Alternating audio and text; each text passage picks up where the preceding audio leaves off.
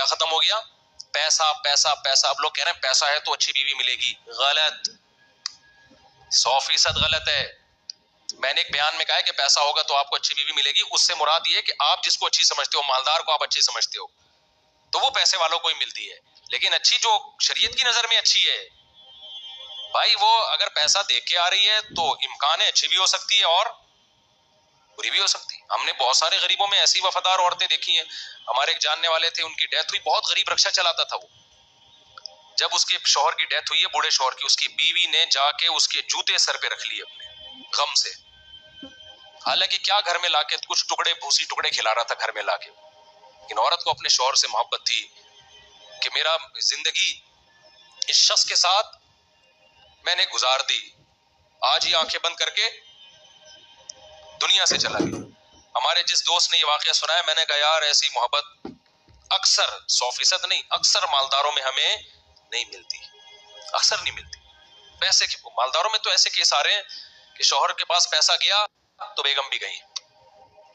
ابھی چند دن پہلے ہمارے جاننے والے ملے، پیسہ تھا ان کے پاس، جب پیسہ گیا تو بیگم نے خلا لے کے کورٹ سے پتلی گلی سے نکل لی. وہ بیچارہ رو رہا ہے، میرے سامنے دکھڑا سنایا. میں نے بچوں کو پڑھایا لکھایا، بیگم بھی گئی اور بچے بھی گئے. کورٹ نے یہاں تک اس کو کہا کہ عورت کو کہا کہ دیکھو اگر شوہر غریب ہو گیا ہے تو ایسے موقع پہ تو عورت شوہر کا ساتھ دیتی ہے. عورت نے کہا نہیں، میں نے نہیں رہنا.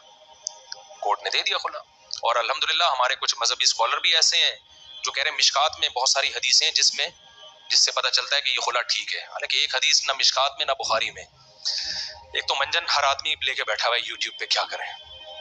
بیان کے بعد میں ایک واقعہ سناؤں گا. پچھلی جمعے بھی میں نے کہا تھا، پھر بھول گیا تھا. یہ عدالتی خلا پہ ایک واقعہ جس سے جو میں چیخ رہا ہوں نا، یہ خلا کلعدم ہے تو میں بلا وجہ نہیں چیخ رہا. اور میں جب کانفیڈنٹلی کوئی دعویٰ کرتا ہوں نا اتنا، تو وہ دعویٰ غلط نہیں ہوتا. لوگ سمجھتے ہیں اس کو کیا پتا قرآن و حدیث کا. ہم نے 8 سال میں کیا گھاس کھائی ہے مدرسوں میں؟ 8 سال تو پڑھا ہے اور اس کے بعد 24 سال پڑھایا ہے. تو قرآن و سنت ہی پڑھایا ہے ہم نے، قرآن و سنت ہی پڑھایا ہے. تو میں جو دعویٰ کرتا ہوں نا کہ عامل 2 نمبر ہوتے ہیں، تو اس کا تو علم دین سے تعلق نہیں ہے، اس کا تو تعلق ہے مشاہدے سے. ایک بات، 3 طلاقیں 3 ہی ہوتی ہیں. تو میرے خلاف بہت سارے لوگوں نے کلپ بنائے کہ یہ بڑے بڑے دعوے کر دیتا ہے اور غلط ہے. تو جب میں نے دعویٰ کیا ہے نا، تو وہ ایسے ہی دعویٰ نہیں کیا، اس کے پیچھے دلائل کی ایک مضبوط طاقت ہے. کوئی بیٹھے سامنے تو بتائیں گے ہم آپ کو، اور آپ جو الٹ پٹانگ دلائل دے رہے ہیں ان کی پول پٹیاں بھی کھولیں گے ہم. صحابہ تابعین میں یہ مسئلہ اجماعی تھا، یہ بعد میں اختلاف پیدا کیا گیا ہے. اور اجماعی مسئلے قطعی ہوتے ہیں، ان میں کسی سے فتویٰ لینا جائز نہیں ہوتا. کوئی بھی اہل حدیث اگر 3 طلاق کوئی کہتا ہے بیوی حلال نہیں ہوگی، یہ میں کانفیڈنٹلی کہہ رہا ہوں، میں مذاق نہیں کر رہا، سمجھ رہے ہو. اور تیسری بات، یہ جو عدالت کے خلے آج کل چل رہے ہیں، اس میں کچھ خلا صحیح بھی ہوتے ہیں جہاں شوہر ظالم ہو اور ثبوت سے ثابت ہو جائے. اور شوہر ایک خاص نوعیت کا ظلم، تھوڑا بہت اونچ نیچ تو ہر گھر میں ہوتی ہے. لیکن جو یہ قانون ہے کہ عورت اپنی مرضی سے جب چاہے طلاق لے سکتی ہے، تو یہ آپشن مرد کے پاس ہے کہ وہ طلاق دے سکتا ہے. اس کو بھی منع کیا گیا بلا وجہ نہ دے، لیکن دے دے گا تو ہو جائے گی. عورت کے پاس اللہ نے طلاق کا حق نہیں دیا. خلا ایگریمنٹ ہے، میاں بیوی کی رضامندی سے ہوتا ہے، شوہر راضی ہوگا تو ہوگا. ہاں، فسخ نکاح، عدالت بعض دفعہ فسخ کر سکتی ہے نکاح کو، لیکن وہ چند کنڈیشن میں کر سکتی ہے، چند کنڈیشن میں. یہاں لوگ کہتے ہیں یہ فقہ حنفی ہم پہ تھوپ رہے ہیں. میں حنفی فقہ میں تو ہے ہی نہیں، بہت سخت شرائط ہیں. ہم تو امام شافعی، امام احمد بن حنبل کے بھی فقہ کو فالو کر لیتے ہیں اس مسئلے میں کہ چلو عورت کو کسی طرح بہت براڈ مائنڈڈ کر کے ہم کہہ رہے ہیں، ہم اس پہ بھی فتویٰ دے دیتے ہیں. لیکن جو آج کل عدالتوں میں سیٹ اپ چل رہا ہے کہ عورت گئی مجھے ہر قیمت پہ خلا چاہیے، اور شوہر میں کوئی معتد بھی، کوئی قابل ذکر ظلم نہ بھی ہو، نہ وہ ثابت کرے اس کو، اور عدالت پکڑا دے. قانون تو یہی ہے کہ عورت اگر نہیں رہنا چاہتی اس کے پاس یہ آپشن ہے، جبکہ شریعت کہتی ہے عورت کے پاس نہ رہنے کا آپشن نہیں ہے. اس کی مرضی کے بغیر نکاح تو نہیں ہوگا، لیکن ختم اس کی مرضی نہیں، ختم شوہر کی مرضی سے ہوگا.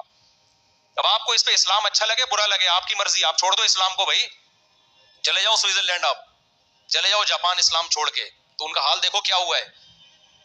اس میں حکمت کیا ہے کہ عورت کو شریعت نے پابند کیوں کیا ہے؟ یہ حکمتوں پر میں کئی بار بیان کر چکا ہوں. یہ عورت کے فائدے کے لیے، کیونکہ اگر اس کے اگینسٹ چلیں گے نا عورت کا بیڑا غرق ہو جائے گا.